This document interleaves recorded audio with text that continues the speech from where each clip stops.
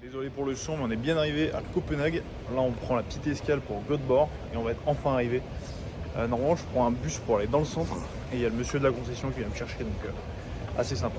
Bon, voilà le monstre M5 F10 560 chevaux avec une ligne.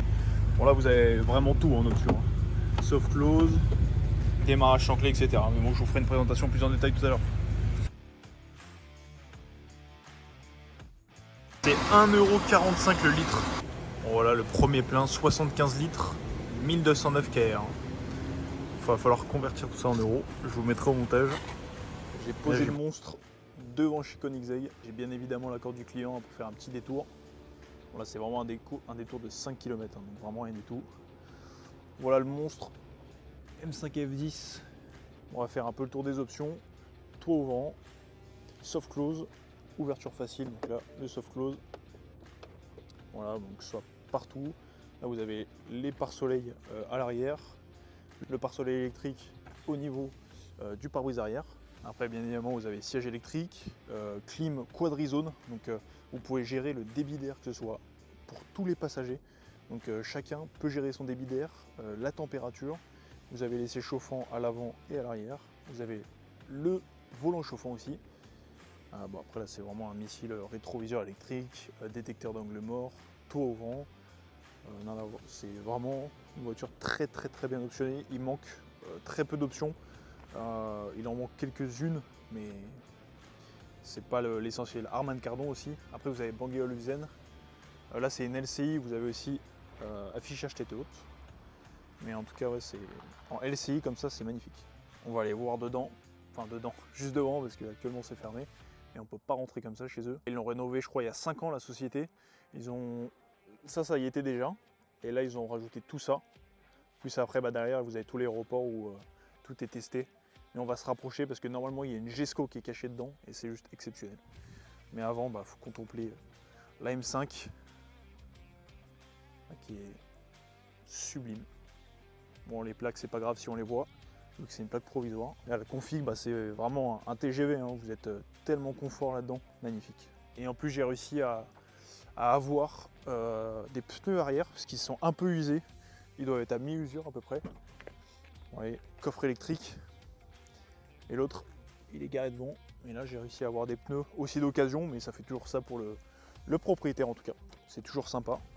Bon, allez, c'est parti pour un petit démarrage. Oui, on a compris.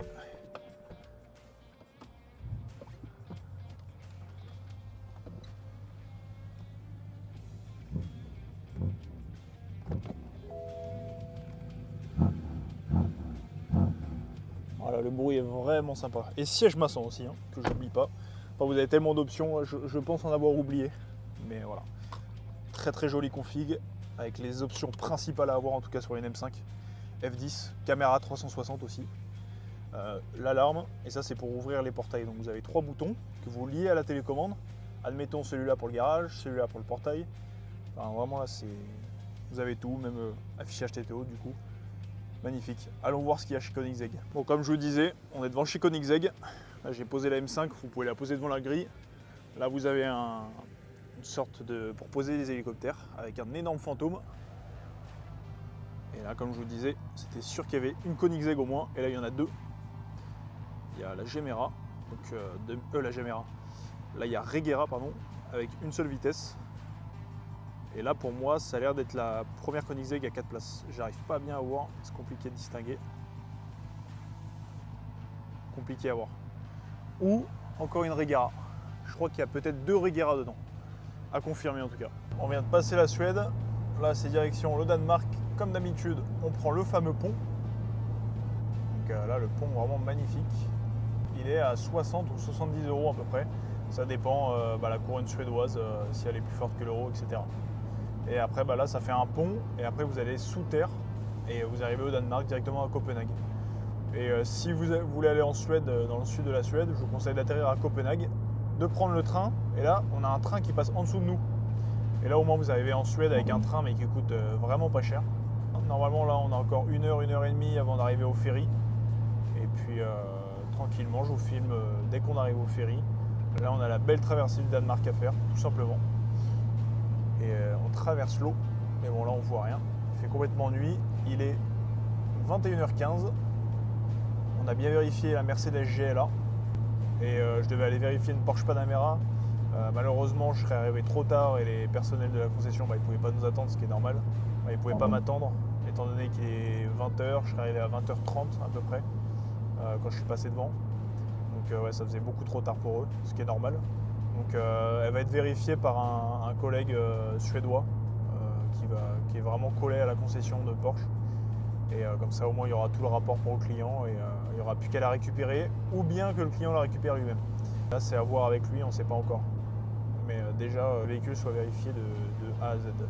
C'est ce qui compte pour nous, en tout cas. On arrive au ferry. Je passe bien évidemment côté voiture. Je pense qu'il y en a un qui vient d'arriver. J'ai vu pas mal de monde sur la route retour. Hop. Là, on se met bien aligné et on paye le ferry. Pas la langue française. Après avoir payé, il nous donne les tickets et un deuxième, voie numéro 4. Et là, c'est parti. Bon, faut faire bien attention parce qu'ici, pas mal de gros dodons qui viennent d'être rajoutés.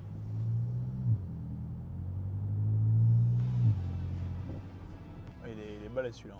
Bon, ça passe largement. J'avais vu des gens se faire avoir. Ça chante vraiment bien la M5. Avec un silencieux.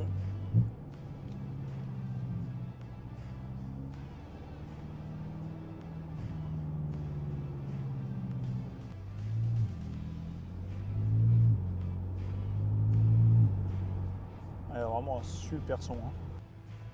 Ouais, je pense qu'il y a un ferry, donc on va direct monter, mais il n'y a personne. Bon, en même temps, là, on est lundi, donc il n'y a vraiment personne. Il n'y a que des poids lourds, de toute façon. Bon, c'est bon, le monstre est posé. Il est 2h du matin. J'ai trouvé un hôtel en pleine ville. Le seul hôtel, bon là, 25 € pour le garer, mais bon, au moins, hein, les voitures des clients, elles sont vraiment en sécurité. Je me voyais pas la garer en pleine rue. Là, il y a vraiment personne. Personne n'avait envie de payer le parking, mais bon, c'est pour la garer en pleine rue, comme ça, tout le monde y touche. Vraiment, on est tranquille. Deuxième plein, du coup. Là, on part d'hôtel, mais il restait à peu près 100 bornes d'autonomie. Combien on va bien pouvoir mettre? Estimation, je pense qu'on va mettre peut-être à peu près 60 ou 58 litres, je pense. Donc dans les 90-100 €. Allez, on va voir ça.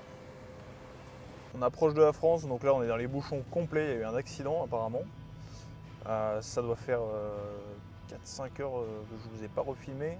Là, il va falloir qu'on remette de l'essence. Il me reste 150 km d'autonomie. Et pour vous dire, dans les 110-120 km/h de moyenne, 10 litres 9. Tout à l'heure, je suis descendu à 18,8. Là, malheureusement, avec les bouchons, ça n'a pas aidé la consommation. Elle est en train de remonter, malheureusement. Mais bon, là, je vais reprendre encore, je crois qu'il reste 5 ou 600 km. Heure d'arrivée prévue, 23 h. Donc, je compte à peu près minuit avec les arrêts, si je dois remettre de l'essence, etc. Et là, je vais devoir m'arrêter, mettre un plein complet pour finir le trajet. Et puis, j'espère au plus vite sortir de ces bouchons. Parce que là, c'est pénible, ça fait augmenter la conso et c'est pas très intéressant d'être dans les bouchons, quoi. Sinon, à part ça, la voiture, c'est un régal. De toute façon, série 5, avec toutes les options que vous avez, vous êtes dans un confort ultime. Enfin, là, vous avez vraiment la totale d'options nécessaires. En tout cas sur cette voiture-là. Là, les options minimum à avoir sur une M5, voire plus que certaines. Il manquerait Bang & Olufsen, même si elle a le Harman Kardon. Il y a cuir intégral aussi qui manque, même si elle a le cuir étendu, donc dans les portières, etc. Il manque quelques petites options comme ça, mais c'est pas la totalité. Vous voyez, il y a le rideau arrière, là. Ça c'est sympa. Après, vous avez le toit ouvrant que j'ai fermé. Après, j'ai configuré M1 et M2 pour le propriétaire. M1 j'ai mis comme sur la M4 en gros confort et M2 tout en sport plus. Bon, voilà, vous avez tout simplement à appuyer sur le bouton M1 et ça met toute la voiture en confort, donc que ce soit suspension, direction et moteur. Et après quand vous appuyez sur M2, vous voyez dans le compteur, mais ça c'est assez connu hein, pour ceux qui ne connaissent pas, tout en sport plus. Ici il y a le niveau d'agressivité on va dire de la boîte, donc qui est en position 2. C'est pas conseillé de la mettre en position 3, il n'y a pas un grand changement entre 2 et 3. Et après vous avez 1, donc par exemple quand on est en mode confort, la boîte elle est vraiment légère, le comportement le plus doux possible, tout simplement. Voilà. Et là on est dans les bouchons, coucher de soleil. On patiente tranquillement. Mais franchement on est vraiment bien. Après vous pouvez gérer la clim. Donc chacun de son côté peut gérer la puissance de la clim parce que c'est une quadrizone là, donc on peut normalement dans les bizones chacun règle sa température, mais le débit de clim n'est pas réglable que pour tout le monde. On appuie au milieu, voilà. Et là chacun peut gérer son débit, sa température. Après bah, siège chauffant, siège massant, et derrière aussi donc vous avez les sièges chauffants et vous avez une commande de gestion de soufflerie, mais aussi chacun à droite ou à gauche derrière peut gérer sa température. Donc là c'est vraiment une gestion totale. Vous avez même les rideaux à l'arrière, comme ce que je vous ai montré au niveau du pare-brise arrière. Enfin vous avez vraiment toute confidentialité et confort cumulé. C'est vraiment sympa. Je pense qu'on va se mettre sur la voie de gauche parce que là ça bouge plus. Je pense que l'accident il est sur la voie de droite. C'est parti pour mettre le dernier plein. On ouvre la trappe. Bon, la voiture elle est sale mais ça va. Je suis à 1300, bientôt 1400 km de réalisé. C'est parti, combien on va mettre cette fois-ci? Bon, en tout cas, le voyage se passe super bien là. C'est trop bien en Allemagne, ça se remplit tout seul. Ils devraient mettre ça en France. Hein. Là, t'es tranquille. Si vous avez envie d'aller aux toilettes, vous pouvez aller aux toilettes. Enfin, vous pouvez faire ce que vous voulez. Au moins, la voiture elle se remplit et vous n'êtes pas dépendant du plein avec la manette. C'est vraiment bien ça, franchement. En fait, hier, je pensais que c'était un réservoir de 65 litres. Mais en fait, c'est 75. Là, j'ai mis, 73 euros. Sur 122 euros, 73 litres. Donc on n'est pas du tout sur un 65 litres. Mais bon, c'est beau. Là, c'est reparti pour les derniers kilomètres. Donc le client, je pense qu'il aura un peu plus de la moitié du plein. Parce que je remettrai aussi en arrivant. Donc voilà, c'est parti, on va payer et on reprend la route. Après 1800 km, je suis bien rentré. Ça s'est super bien passé. J'ai beaucoup consommé aussi d'essence, comme vous avez pu l'imaginer. Le véhicule a été livré du coup au client qui est aussi un ami. Donc on va pouvoir partager ce plaisir avec lui. Et on fera une seconde vidéo, donc on va faire tout le détail complet du véhicule. Le client a bien été livré, il en est super satisfait. On a fait quelques petits plans vidéo et photos qu'on va vous mettre juste après.